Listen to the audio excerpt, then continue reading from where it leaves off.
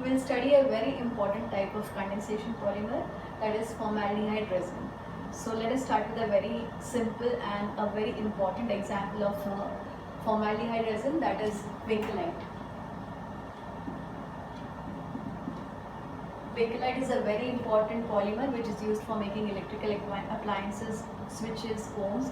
So this Bakelite, its monomer is phenol and formaldehyde. So the monomers of Bakelite are phenol and formaldehyde. Let me just write H over here. So I'm just showing this H coming over here and the carbon going to the benzene ring. So now we have the formation of repeating units or monomers. So we'll have ortho repeating unit, that is CH2OH. The CH2 is coming here and this H is going over here. So another repeating unit is OH, CH2OH. Sorry, this is ortho and this is CH2OH. So this is the ortho monomer and this is a para monomer. So in case we repeat the ortho monomer, if we are repeating the ortho monomer again and again,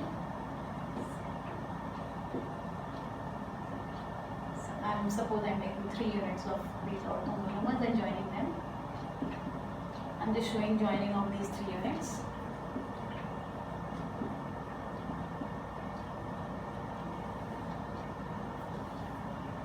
In benzene ring, everywhere where nothing is indicated, there is hydrogen, showing hydrogen over here. So when these units are joining, we'll have removal of water molecule at the junction. Again here we'll have removal of water molecule. So now we will have a long chain or a linear polymer, and this linear polymer which is formed by joining the orthomonomers is called as Novolat. Okay. So this is a simple linear, but this is a linear polymer. Now moving on to the next polymer, which is Bakelite. But for Bakelite, I'll try to tell you a small technique for remembering the structure of Bakelite. We have to use orthomonomer, para, and then POO. So we have to use twice. We have to use orthomonomer and join them, and this is how we will make the structure of Bakelite. So let me just draw the structure of Bakelite. How we will be joining. I'm just writing it for convenience. OOP and POO. So first let me draw the orthomonomer. OH, CH2OH, another ortho, OH, CH2OH,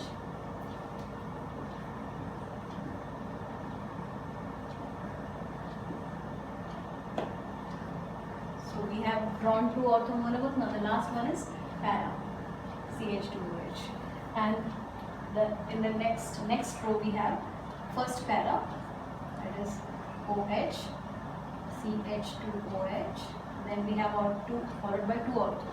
So this is now ortho, OH, CH2OH, and another ortho, OH.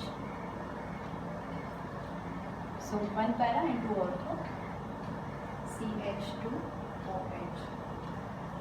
Everywhere we are just showing hydrogen in the benzene ring wherever we have to show the joining. So I'm just showing hydrogen. So at every position of joining the rings, we will have removal of water. So this is how we have removal of water, again removal of water over here, and removal of water. So now I'm actually removing the water molecules and joining directly. So this CH2 is now directly joining this benzene ring. This CH2 is joining this benzene ring. This CH2 is joining this benzene ring.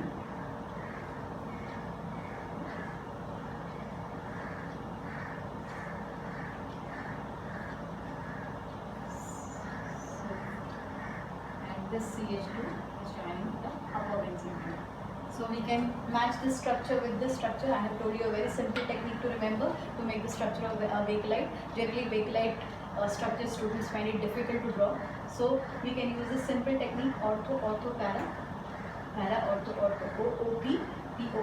This is ortho, ortho, para, and P, O, O, and we join all these units by removing a water molecule. So this is condensation polymerization, and this condensation polymerization we have used to make the structure of bakelite. So we'll move on to yet another very important formaldehyde resin, that is melamine formaldehyde resin. We use melamine plates or plastic plates which are used in our kitchen. They are basically melamine formaldehyde resin. So let me just discuss the formation of melamine formaldehyde resin. So for that,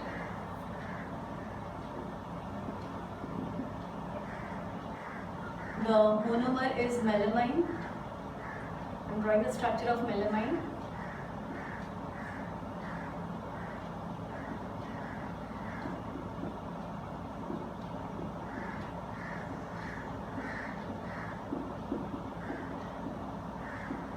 So this is the structure of melamine.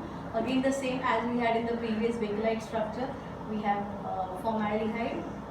This hydrogen we are showing moving over here, and the carbon joining the nitrogen. So the monomer which is formed is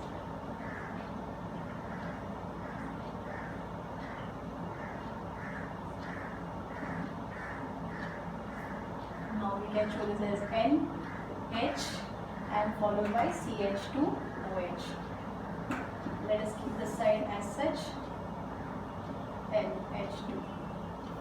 So this is a monomer form. We can either use this monomer, or we can even show formation of NH, CH2OH over here.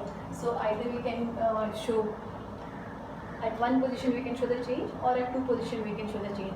Now this will undergo polymerization. So this is a repeating unit. So when this undergoes repetition, we'll have formation of phenol formaldehyde. We'll have formation of melamine formaldehyde resin. So let me show the structure of, if I repeat this, let me show the structure of melamine formaldehyde resin, or the big cross-linked structure which is formed. So I'll just show this structure.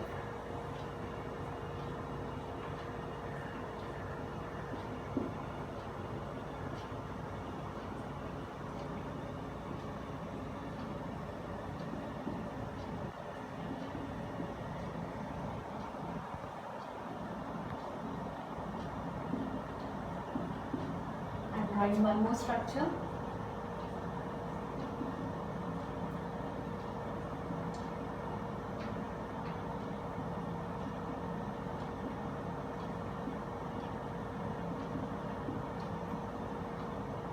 Instead of writing this NH2 in this way, let me write it as NH2 in open chain form. Okay.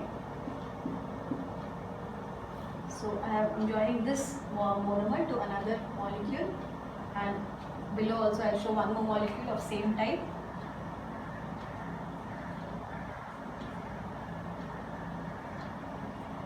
NHCH2OH, NH2, NH2. So now we will join these two by removing a water molecule from here. Again we will join these two by removing water molecule. So if I remove water molecule at these two junctions, the structure becomes CH2, where we have this O. So let me show this O as joining this two. This is how we have joined this, and when I remove this, I can straight away join this carbon with the nitrogen. So this is the structure of melamine formaldehyde resin. In this way we can have many cross-linkings. We can have it here, here, here, many cross-linkings, and this is how we can have a big structure, cross-link structure. So I can show the melamine formaldehyde resin in this way. This is branches growing in this direction. It is growing downwards. It's going on this direction. So everywhere we can have. So this is the structure of melamine formaldehyde resin.